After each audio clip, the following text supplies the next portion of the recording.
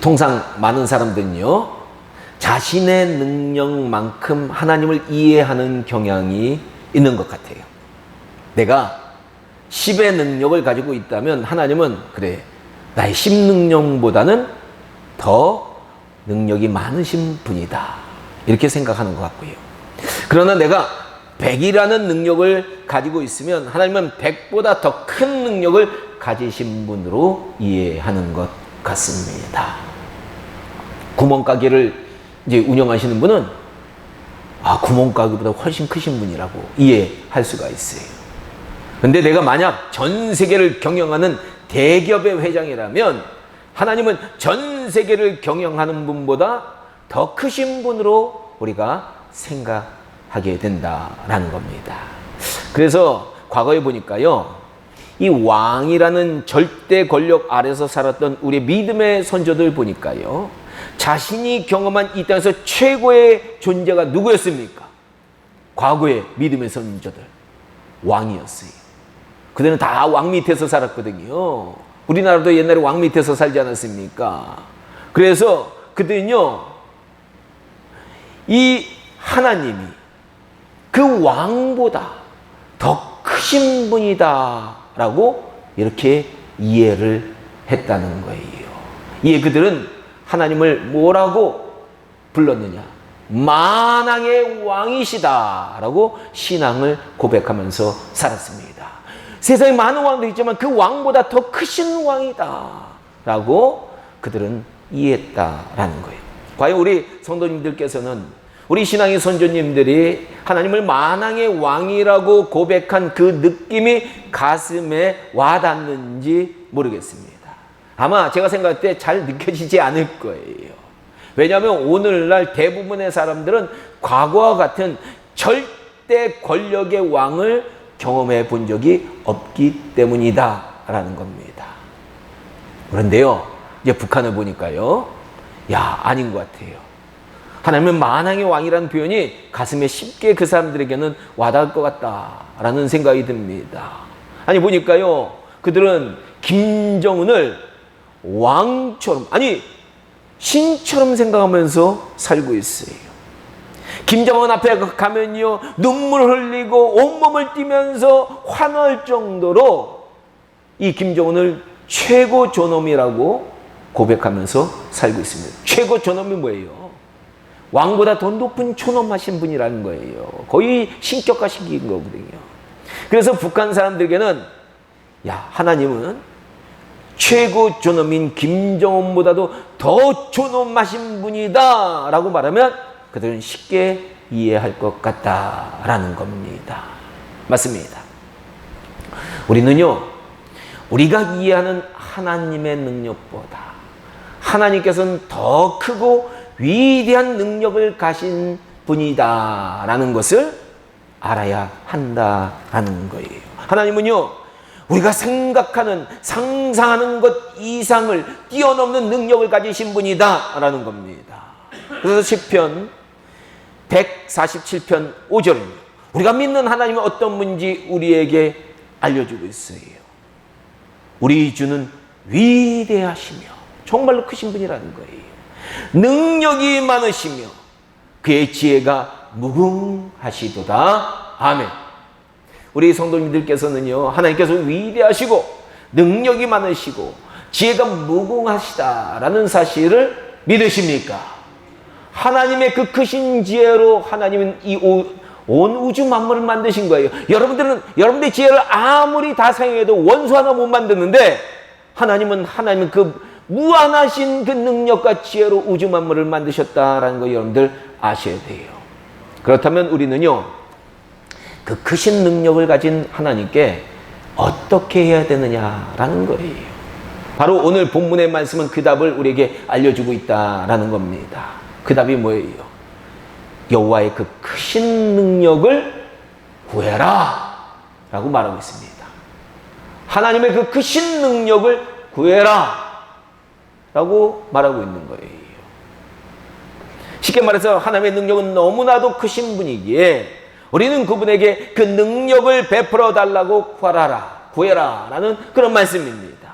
과연 우리 성도님들께서는요, 신앙생활 하시면서 그 크신 하나님의 능력을 구하면서 살고 계신지 모르겠어요. 아니면 여러분들 작은 능력으로 살아가려고 하는지 여러분들 자신 한번 돌아보야 돼요. 하나님이 그렇게 크신 분인데, 살아계신 분인데, 나의 아버지가 되시는데, 나에게 능력을 베풀어 주시기 원하는데 그분에게 과연 내가 그 능력을 구했는가 한번 우리 신앙을 점검해 봐야 됩니다. 역대하 14장부터 보면요, 이 남유다 왕국에, 여러분 아시는 대로 이스라엘이 원래는 우리나라 조선처럼 하나였어요. 그런데 솔로몬 왕이 우상을 섬기면서 이스라엘이 북이스라엘과 남유다로 갈리게 됩니다. 근데 이 남유다 왕국에 3대 왕인 아사라는 왕이 나옵니다. 야, 이름이 아싸하잖아요. 그렇죠? 아싸라잖아요.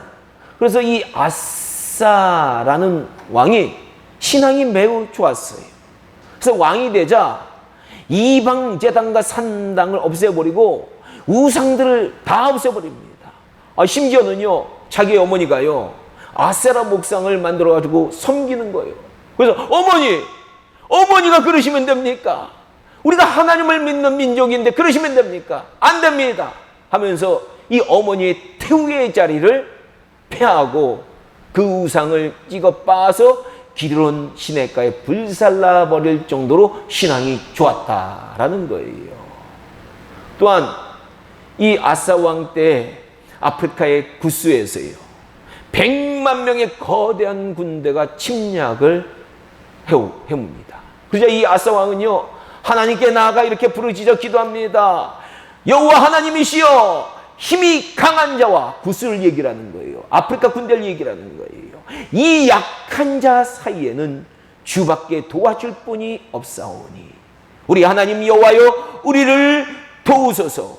우리가 주를 의지하며 주의 능력을 의지하며 주의 이름을 의탁하고 이 많은 물을 이제 치러 왔사오니 주의 능력을 베풀어 주옵소서. 이렇게 하나님을 의지하고 하나님의 능력을 구한 아사왕은요, 결국 하나님께서 베풀어 주신 그 크신 능력으로 적군은 100만 명이나 되는데 얼마 안 되는 군대로 그들을 무찌르게 되었다라는 겁니다. 야, 그래가지고요, 아니 저 작은 나라가 100만 명의 대군을 무찔렀다는 소문이 주변 전 나라들에 퍼진 거예요. 그래서 이 남유다에는, 그 자그만 남유다에는 다시는 전쟁이 없이 태평성대를 이루게 되었다라는 거예요. 이 태평성대가 몇 년이 이루어졌냐? 35년간을 태평성대를 이루게 됩니다. 하지만 문제는요, 이 왕이 이제 왕된 지 36년째부터입니다. 이때부터 북이스라엘 왕이 남유다를 36년째 침략을 합니다. 그래서 라마라는 곳을 빼앗아 가지고요, 그것에 진지를 건축하고 계속적으로 남유다를 침략하고 괴롭힐 준비를 하게 됩니다. 그러자 다급해진 남유다의 아사 왕은요, 예전 같으면 하나님, 북이스라엘이 침범해왔습니다. 하나님, 우리를 도와주시옵소서. 당신의 크신 능력을 베풀어 주시옵소서. 이렇게 얘기할 텐데, 이렇게 기도할 텐데, 하나님의 능력을 구할 텐데, 아니에요. 예전과는 달리 인간의 꾀와 방법을 구하기 시작했습니다. 여러분 우리 신앙생활을 하는데요, 처음 신앙생활 하는 사람들은 하나님의 능력을 구해요. 근데 나이가 점점 우리가 들다 보면 하나님의 능력이 아니라 자기 경험과 자기 꾀를 구할 때가 많이 생겨요. 그러면 안 돼요. 아사 왕이 그렇게 돼가기 시작한 거예요. 그는 이제 하나님의 능력을 구하기보다는요, 이스라엘 북쪽에 있었던 이제 유다가 있잖아요. 유다 위에가 북이스라엘 위에 있는 아람이라는 나라의 왕에게, 아람의 왕에게 도움을 요청합니다. 그 당시 아람은요, 북이스라엘보다는 그렇게 강력한 국가가 아니었어요. 근데 우리가 둘이 연합해서 좀 이 아람이여, 우리를 도와달라, 이렇게 요청을 합니다. 이때 아람이 군대를 동원하려니까 돈이 필요하잖아요. 그래서 아사 왕은 왕실이 가진 은금을 다 모읍니다.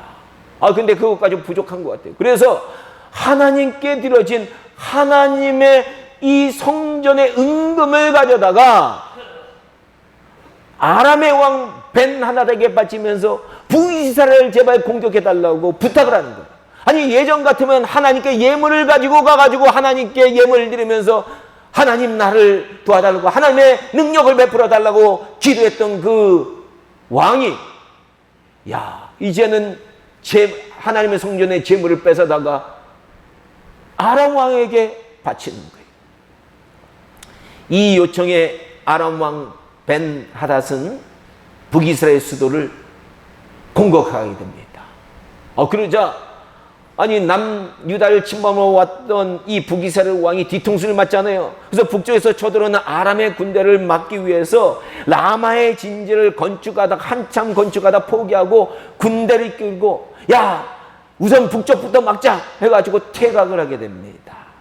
결국 남유다는 북이스라엘 군대를 쫓아내었고요. 그들이 진지를 구축하기 위해서 가지고 온 돌과 재료들을 가져다가 이 북이스라엘과 이 북쪽에 있는 경계선에 있었던 게바와 미스바라는 곳에 이 북이스라엘을 막기 위한 성들을 건축하게 되었다라는 거예요. 여기까지 보면요, 남유다의 아사 왕은 위기를 지혜롭게 잘 극복했다라고 말할 수 있습니다. 그의 뛰어난 외교술로 위기를 잘 극복했다라고 말할 수 있어요. 근데 여러분, 이거는 우리 세상적인 눈으로 보는 거예요. 하나님은 그러시지 않은 거예요. 역대하 16장 7절부터 보니까요, 하나님께서는 아사 왕에게 선지자 하나니라는 사람을 보내서 이렇게 책망을 합니다. 왕이시여, 왕이 어찌하여 아람 왕을 의지하고 왕의 하나님이신 여호와를 의지하지 아니하였습니까? 그러므로 아람 왕의 군대가 왕의 손에서 벗어났나이다. 원래 아람은요, 남유다보다도 약했기 때문에 남유다의 통제 밑에 있었던 그런 나라예요. 근데 그 손에서 벗어났다는 거예요. 그리고 과거 구스 사람의 군대는 북이스라엘 군대보다 훨씬 크고 거대했지만 아사 왕께서 여호와 하나님을 의지하셨기에 그 군대를 하나님께서 왕의 손에 넘겨주지 않았습니까? 100만 대군도 왕의 손에 넘겨주지 않았습니까? 그러나 이제 북이스라엘 침략할 때 왕이 하나님의 능력을 구하지 않고 자신의 방법을 의지해서 망령되게 행하셨습니다. 그런즉 이후로부터는 왕에게 전쟁이 계속 있게 될 것입니다. 이렇게 얘기한 거예요.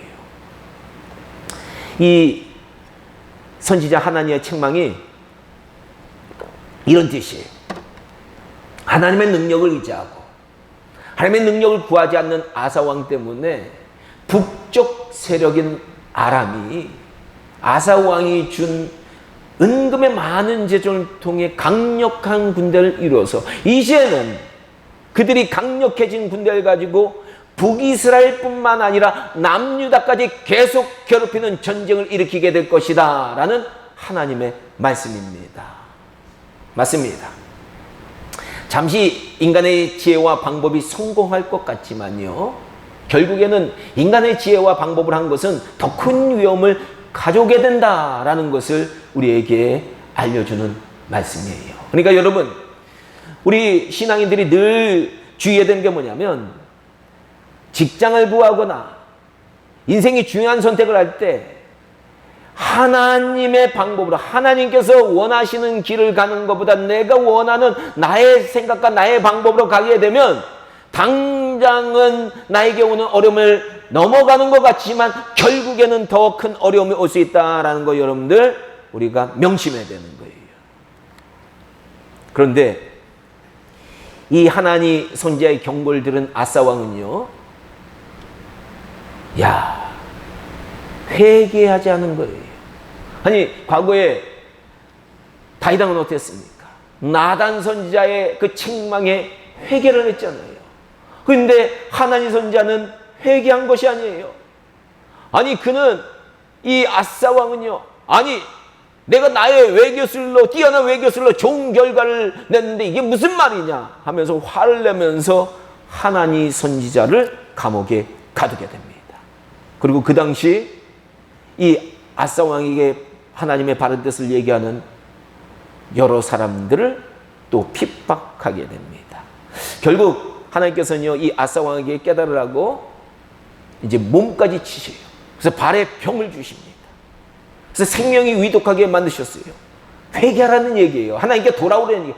그런데 이런 경고에도 아사 왕은 깨닫지 못하고 여전히 능력이 많으신 하나님께 구하지 않는 거예요. 아니 몸에 병이 들었으니까 이제 하나님께 구해야 되는데 하나님께 구한 것이 아니라 죽기 전까지 세상 의원들에게 찾아다니며 구하다가 2년 만에 세상을 떠나게 되었다라는 거예요. 안타깝게도 아사 왕은요, 사울 왕처럼 젊어서는 신앙이 좋아 하나님을 의지하고 하나님의 능력을 구하면서 살았지만 나중에는 하나님을 의지한 것이 아니라 자신의 지혜와 방법을 의지하면서 살게 되었다라는 겁니다. 또 보니까요, 하나님의 책망도 그는 저버리고요, 오히려 하나님께서 보내신 선지자들을 핍박하는 사람이 돼서 결국 멸망하게 되었다라는 거예요. 여러분들이 인생 살아가면서 주변에서 이제 그 신앙인 사람들이 여러분들께 조언을 많이 할 거예요.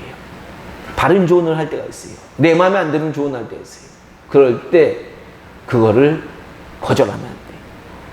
잘 듣고 나를 돌아볼 때 하나님께서 놀라운 변화의 역사를 일으켜주신다는 걸 우리가 알아야 됩니다.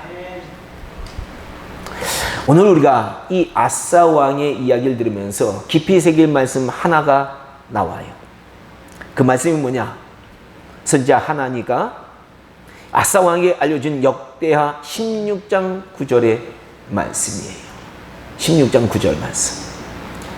여호와의 눈은 온 땅을 두루 감춰서, 하나님이 쫙 보고 있는 거예요. 우리 온 땅, 성도뿐만 아니라 안 믿는 사람도 온 땅을 두루 감춰서 전심으로 자기에게 향하는 자를 위하여 능력을 베푸시느니라. 아멘. 여호와의 눈은 온 땅을 두루 감찰하사 전심으로 자기에게 향하는 자를 위하여 능력을 베푸시느니라. 아멘. 무슨 얘기입니까?